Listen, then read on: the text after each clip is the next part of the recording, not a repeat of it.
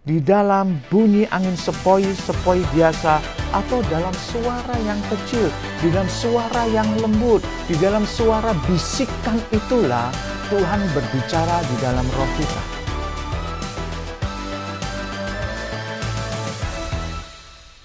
Shalom saudaraku yang kami kasihi di dalam Tuhan Yesus Kristus. Inspirasi firman Tuhan hari ini yang ingin saya bagikan adalah dengan judul kekuatan dalam keheningan. Kalau kita melihat situasi yang terjadi, sepertinya banyak orang mereka kecanduan dengan kebisingan. Karena apa? Karena setiap hari bagaimana dunia media yang begitu gencar, kemudian sosial media yang begitu gencar, dan gadget atau HP yang kita pegang ini menjadi alat yang seringkali kita pakai setiap hari. Bahkan di mana-mana, entah di rumah, di kantor, di gereja, dalam kesendirian kita pun, bahkan dengan keluarga pun, bahkan ketika kita makan bersama dengan keluarga di restoran luar sana, kita terbiasa untuk pegang HP, menerima berbagai informasi yang masuk ke dalam otak kita. Sehingga menjadi pertanyaan penting bagi kita orang percaya itu begini, kapan kita ada waktu di dalam keheningan untuk kita mendengarkan suara Tuhan? Dulu ketika saya masih terlibat dalam berbagai kegiatan kerohanian di pelajar dan mahasiswa, saya seringkali dihimbau untuk peka terhadap suara Tuhan.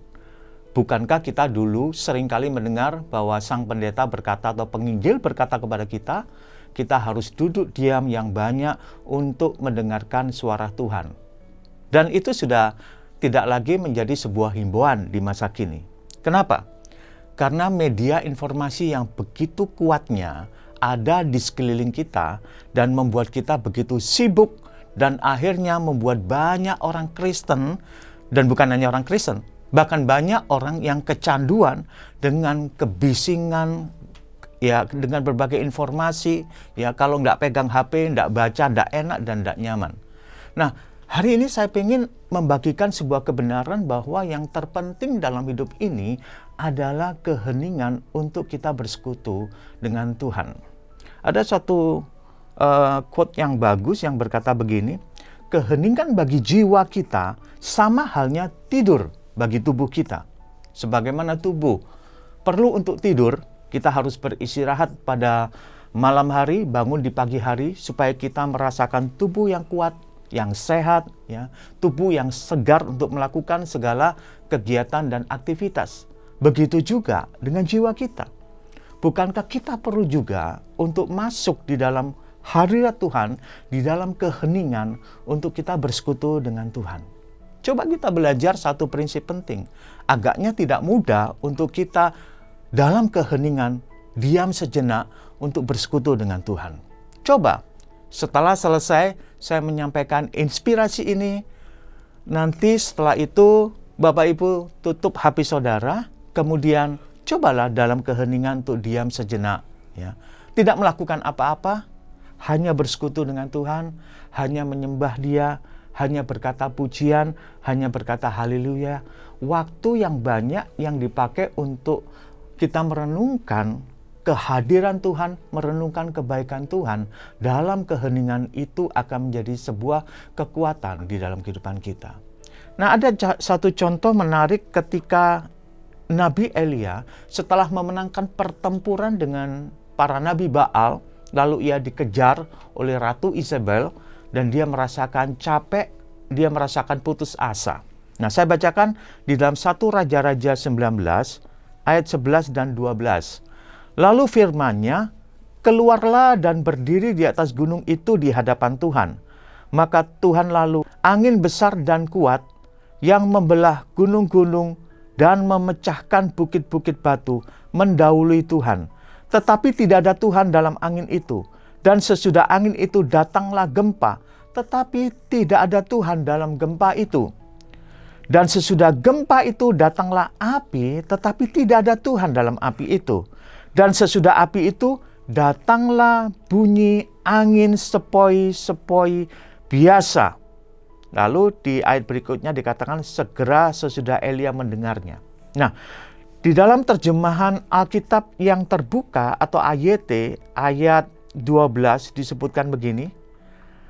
Setelah gempa ada api, tetapi tidak ada Tuhan dalam api itu.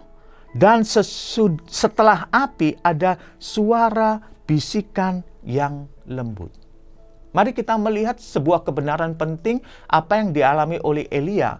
Ketika Tuhan ternyata tidak ada dalam hiruk pikuk yang dikatakan di ayat angin besar yang kuat, kemudian yang membelah batu, juga api dan seterusnya. Tapi Tuhan ada di dalam bunyi angin sepoi-sepoi biasa atau dalam suara yang kecil, di dalam suara yang lembut, di dalam suara bisikan itulah Tuhan berbicara di dalam roh kita. Karena itu kenapa banyak orang Kristen mudah frustrasi terutama di zaman sekarang ini. Kenapa banyak orang Kristen yang gampang putus asa, kenapa banyak orang Kristen yang gampang untuk tidak kuat menjalani kehidupan ini? Salah satu sebabnya adalah mereka tidak mendengarkan suara bisikan Tuhan yang sangat lembut tersebut.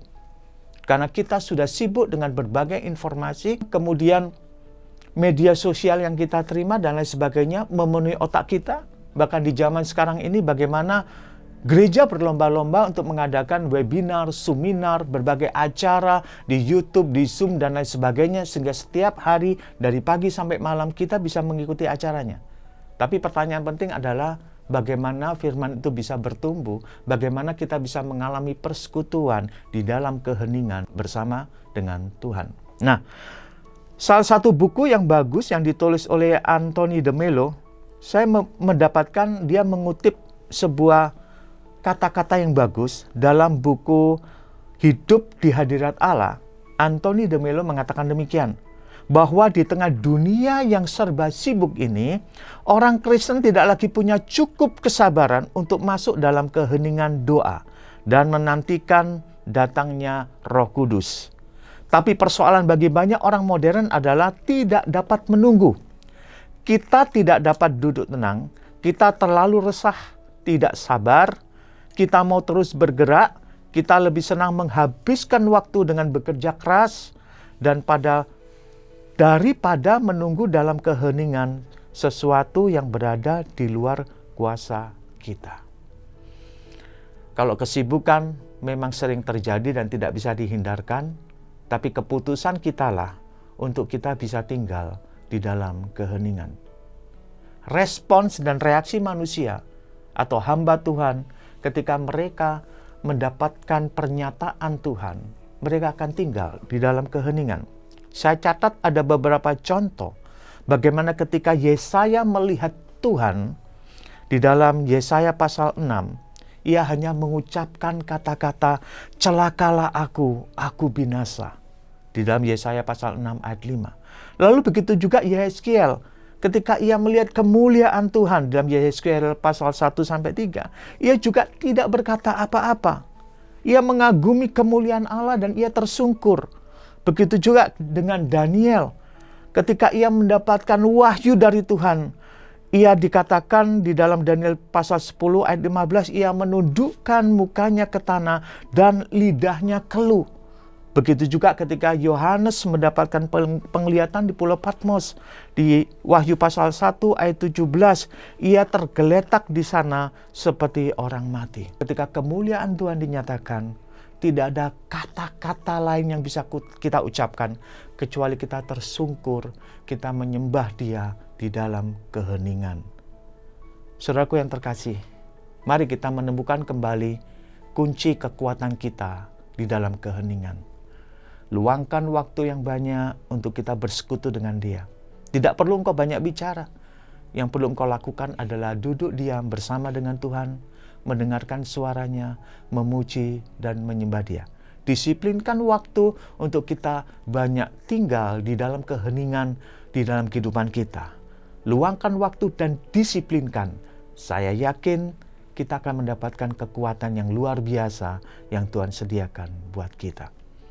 Biarlah kiranya inspirasi firman Tuhan hari ini akan memberikan kekuatan bagi kita untuk terus melanjutkan kehidupan kita dan Tuhan dimuliakan. Tuhan Yesus memberkati kita semua. Amin.